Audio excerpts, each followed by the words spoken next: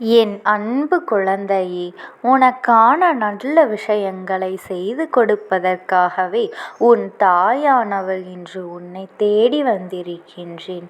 என் பிள்ளையே, இன்று உன் அம்மா உனக்கு ஒரு விஷயத்தை முக்கியமாக சொல்ல வந்திருக்கின்றேன். நிச்சயமாக இந்த வாழ்க்கையில் ஒரு மிகப்பெரிய மாற்றத்தை நீ உணரப் போகின்றாய். என் தங்கமே, இன்று ஆடி கடைசி வெள்ளிக்கிழமையில் இந்த தாயானவள் நான் அதனை உனக்கு நடத்தி காட்டுவேன்.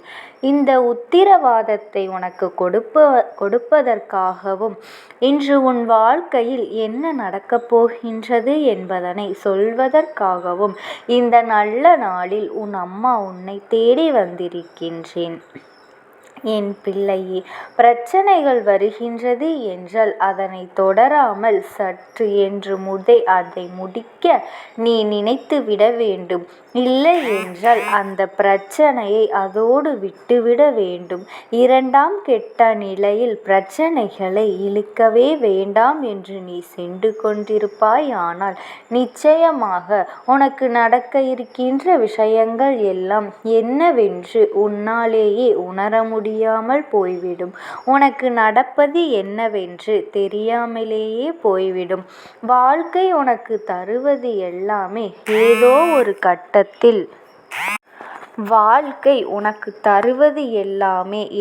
ஒரு கட்டத்தில் உனக்கான நன்மைகளைத்தான் என்பதனை நீ எப்பொழுதுதான் புரிந்து கொள்ளப் போகின்றாய்.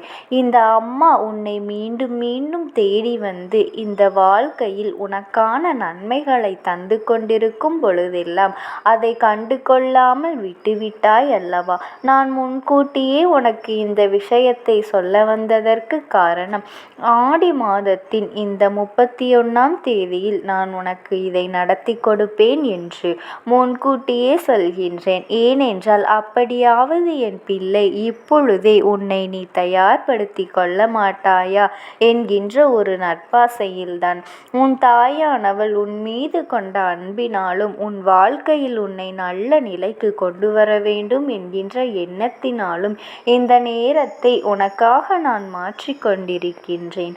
எனக்கு எத்தனையோ வேலைகள் இருந்தாலும் அத்தனை வேலைகளையும் கடந்து உனக்காக நான் எல்லாவற்றையும் செய்து கொடுக்கின்றேன் என்றால் என் பிள்ளை, நிச்சயமாக நீ இந்த வாழ்க்கையில் உனக்கான சந்தோஷத்தை முதலில் மீட்டு கொண்டு வர வேண்டும். உனக்கு என்ன வேண்டும் என்ன வேண்டாம் என்பதை என் பிள்ளை முதலில் தெரிந்து கொண்டு அதன் பிறகு நீ ஒவ்வொரு விஷயத்தையும் செய்ய தொடங்க வேண்டும். வாழ்க்கை தருவது என்ன என்பதனை உன்னால் முதலில் புரிந்து கொள்ள முடிகின்றதா? இந்த வாழ்க்கையில் உனக்கு கிடைத்திருக்கின்ற விஷயங்கள் எல்லாம் என்னவென்று முதலில் தெரிந்து கொள்ள முடியுதா? அப்பொழுது இந்த வாழ்க்கையை உனக்கு உன்வசமாக மாறிவிட்டது என்பதனை நீ புரிந்து கொள்ளலாம். எதற்கெடுத்தாலும் குழப்பங்கள், என்ன செய்ய தொடங்கினாலும் வேதனைகள் என்று வாழ்க்கையில் எல்லா விஷயத்தையும் போட்டு நீ குழப்பிக் கொண்டிருப்பாய். ஆனால் நடக்கின்ற நல்லது கூட உன் கண்களுக்கு தெரியாமல் போய்விடும் என்பதனை என் பிள்ளை நீ புரிந்து கொள்ள வேண்டும். என் தங்கமே, நான் உன்னோடு தான் இருக்கின்றேன். எந்த நேரத்திலும் உன் வாழ்க்கையில் உனக்கான விஷயங்களை செய்து கொண்டிருக்கின்றேன். எப்பொழுது எல்லாம் இந்த வாழ்க்கை உனக்கு நல்லதை கொடுக்கும் என்று விரும்புகின்றாயோ அந்த நேரங்களில் எல்லாம் உனக்கான நல்ல விஷயங்களை நான் உன் கைகளில் கொண்டு வந்து தருகின்றேன். என் பிள்ளையே, மாற்றங்கள் வாழ்க்கையில் வந்துவிடத்தான் ஆகும். என் குழந்தை, எல்லா நேரத்திலும் எல்லா சூழ்நிலைகளும் உனக்கு நல்லபடியாக மாற்றத்தை தருகின்றதா என்று நீ யோசித்து பார்த்தால் அது உனக்கு தரவில்லை என்றுதான் என்னிடம் சொல்வாய். ஆனால் உன் அம்மா நான் ஒருபொழுதும் அதை ஏற்றுக்கொள்ள மாட்டேன். எல்லா மாற்றங்களும் இந்த வாழ்க்கையில் உனக்கு நல்லதை தந்து கொண்டுதான் இருக்கின்றது. உனக்குத்தான் அதை புரிந்து கொள்ள முடியவில்லை. உன்னால் தான் அதை பெற்றுக்கொள்ள முடியவில்லை. ஏனென்றால் உன் மனநிலையில் சரியான எண்ணங்கள் இல்லை. எல்லாமே கஷ்டம், கவலை என்று எண்ணிக்கொண்டு தருவதையெல்லாம் பெறாமல் விட்டுவிட்டாய். இந்த தாயானவள் இப்படி செய்தால் என்ன செய்ய முடியும்? என் அன்பு குழந்தையே, நீ சற்று சிந்தித்து பார். அம்மா உனக்காகத்தானே தேடி தேடி வந்திருக்கின்றேன். இந்த வாழ்க்கையில் உனக்கு நல்லதை நடத்தி கொடுக்கத்தானே அம்மா மீண்டும் மீண்டும் உன்னிடத்தில் வருகின்றேன். அப்படி இருக்கும் பொழுது என் குழந்தை, எதனால் உனக்குள் இத்தனை வேதனைகள் என்று சற்று சிந்தித்து பார். யாருக்காகவும் இந்த வாழ்க்கையை நீ வேண்டாம் என்று சொல்லக்கூடாது. நான் நல்லவன்.